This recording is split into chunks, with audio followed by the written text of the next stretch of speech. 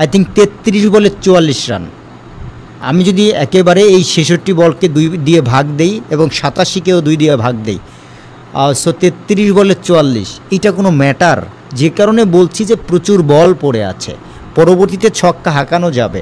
আপনি নর্মাল একটা ক্রিকেট খেলে জাস্ট প্রত্যেকটা ওভারে 6টা 7টা বা 5টা রানই নেন, শেষ 5 ওভারে খেললে অবশ্যই ম্যাচটি হারবে না বাংলাদেশ।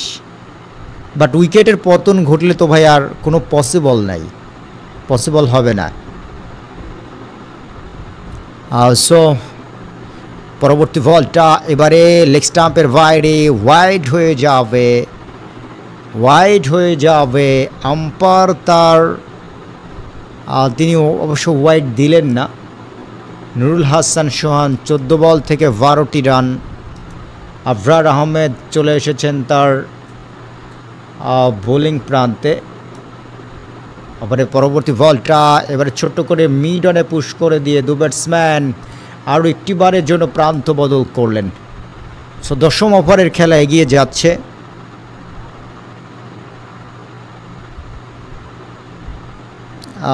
হ্যাঁ, রবিউল ইসলাম ভাই কমেন্টস করেছেন যে এই ম্যাচেও যদি বাংলাদেশ দল হারে তাহলে এদের পিছনে এত টাকা খরচ করা কেন। ঘটনা তো তাই দাঁড়ায়, কারণ লক্ষ্যমাত্রা তো আর খুব একটা বেশি নয়। ওরা অনেক বেশি রান করতো, আপনি হেরে যেতেন বা কাছাকাছি গিয়ে হারতেন, তবুও দর্শকরা একটা সান্ত্বনা নিতে পারতো। আবারে পরবর্তী বলটা এবারে কিন্তু ছোট্ট করে কাট করবার চেষ্টা, শর্ট থার্ড ম্যান থেকে কুড়িয়ে ফেরত দিলেন, রান পাবেন না, আরও একটি ডট বল। শামীম হোসেন পাটোয়ারি 5 বল থেকে 2 রান, 54টা উইকেটের বিনিময়ে বাংলাদেশ একেবারে ইচ্ছে করে আউট হয়েছে। তাওহিদ হৃদয় ইচ্ছে করে আউট হয়েছে, মেহেদি ইচ্ছে করে আউট হয়েছে। এবারে ছক্কা, লফটেড শট, ছক্কা। This is Shamim Hossain Patwary, long লেগের উপর দিয়ে বিশাল ছক্কা। এই যে দেখুন, 1-2টা বাউন্ডারি হাঁকালেই খেলার ধরনটা টোটালি চেঞ্জ হয়ে যায়। ও মাই গুডনেস, শামীম ছক্কা হাঁকালেন আবরার আহমেদকে। 4 বলে 56 রান, 4 উইকেটের বিনিময়ে। অসাধারণ, অসাধারণ। আবরার আহমেদ যাচ্ছেন ওভারের 5ম বলটা নিয়ে। এবারে কিন্তু লেগ স্টাম্পের উপরে ছোট্ট করে শর্ট উইকেটে পুশ করে দিয়ে 2 ব্যাটসম্যান একটিবারের জন্য কিন্তু প্রান্ত বদল করলেন। 57 উইকেটের বিনিময়ে বাংলাদেশ দল। 61 বলে 79 রানের প্রয়োজন। ওরা কি দেখে না? আই থিঙ্ক দেখে, ওখানে তো ডিজিটাল স্কোরবোর্ড রয়েছে। আপনি আর 5টা ওভার টিকে থাকেন, জাস্ট 5 ওভার্স ম্যাচটা বের হয়ে যাবে। বের হয়ে যাবে বলতে অন্তত জেতার কাছে কাছে চলে যাবেন। হয়তো শেষ 5 ওভারে 40 রান প্রয়োজন, শেষ ওভারে মাত্র 6টি রানের প্রয়োজন। এরকম একটা ইনিংস কিন্তু একটা সমীকরণ দাঁড়াবে বাংলাদেশের সামনে। আমরা ওই সমীকরণের স্বপ্নটাই দেখছি এই মুহূর্তে। আবরার যাচ্ছেন শেষ বল নিয়ে, প্রস্তুত নুরুল হাসান সোহান। অফ স্টাম্পের বাইরের বল ছোট্ট করে অবশ্য শর্ট কাভারে পাঠিয়ে দিয়েই 2 ব্যাটসম্যান অবশ্যই একটি বারের জন্য প্রান্ত বদল করলেন। 10 ওভারে 58 উইকেটের বিনিময়ে বাংলাদেশ।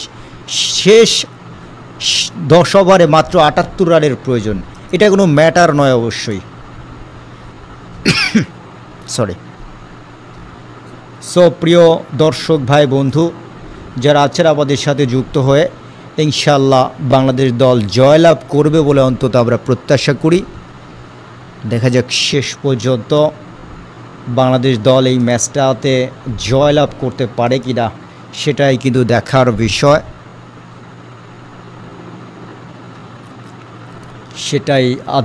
বিষয়। সো আমরা এই ফাঁকে একটু যদি আপনাদেরকে কথা বলি, বাংলাদেশের সোনার ছেলেদের কেমন ছিল ব্যাটিং বোলিং পারফরমেন্স, একটুখানি ডিয়ার ব্রাদার্স আপনাদেরকে জানাতে চাচ্ছি।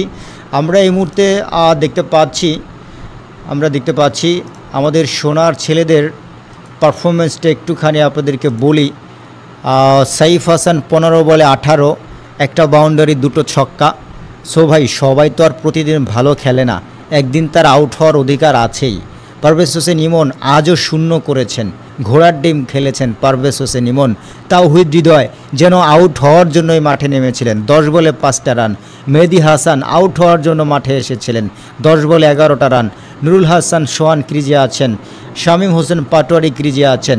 পরবর্তীতে যারা ব্যাটিং করবার জন্য আসবেন আমি একটু জানাই, তারা হচ্ছেন অবশ্যই জাকির আলী অনেক, রিশাদ হোসেন। সো এই দুজনই অবশ্য ব্যাটিংটা করতে পারেন, এছাড়া কিন্তু আর তেমন কেউ করতে পারেন না। জাকির আলী অনেক, রিশাদ হোসেন, তাসকিন, তানজিম সাকিব আছেন। সো হ্যাঁ, ভালো এখনও কিন্তু ভালো একটা ব্যাটিং লাইন আপ আছে। জাকির আলী, রিশাদ, তাসকিন, তানজিম সাকিব সবাই কিন্তু মোটামুটি চাইলে একটা দুইটা ছক্কা হাঁকাতে পারে।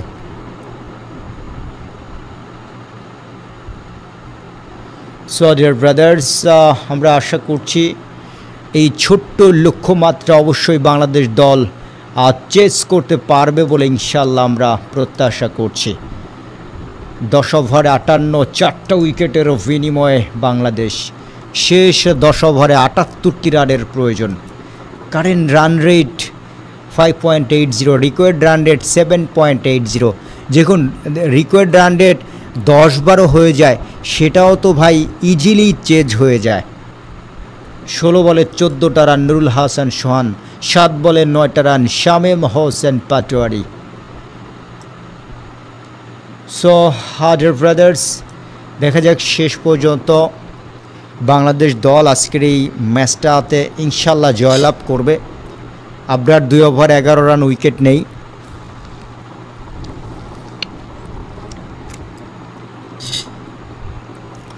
এগারোতম ওভারের খেলা শুরু হয়ে যাচ্ছে, তবে 12 বলে 14 রানের একটা পার্টনারশিপ, আই থিঙ্ক 24টা বল খেললে 30 রানের পার্টনারশিপ হয়ে যাবে। সো যেটি বলছি যে আরও অন্তত তোমরা 3-4টি ওভার খেলো বা 5টি ওভার। সো ডিয়ার ব্রাদার্স, আমরা এই মুহূর্তে দেখতে পাচ্ছি নতুন ওভারটি করবার জন্য কার হাতে বলটা তুলে দেওয়া হবে একটু আপনাদেরকে জানাতে চাচ্ছি। এবং আমরা ডিয়ার ব্রাদার যেটি প্রত্যাশা করছি, বাংলাদেশ দল আজকে চেষ্টা করছে।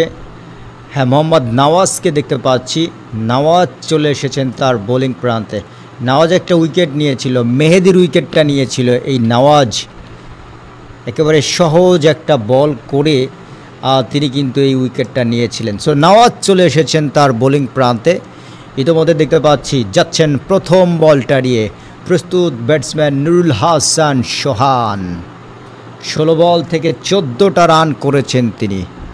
16 বল করলেন, এবারে কিন্তু অফ স্টাম্পের বলটা, চমৎকার কাভার ড্রাইভ, এক্সট্রা কাভারে চলে যায় সীমানার কাছাকাছি, সেখান থেকে কুড়িয়ে ফেরত দিলেন, আরও একটি রান যুক্ত হলো।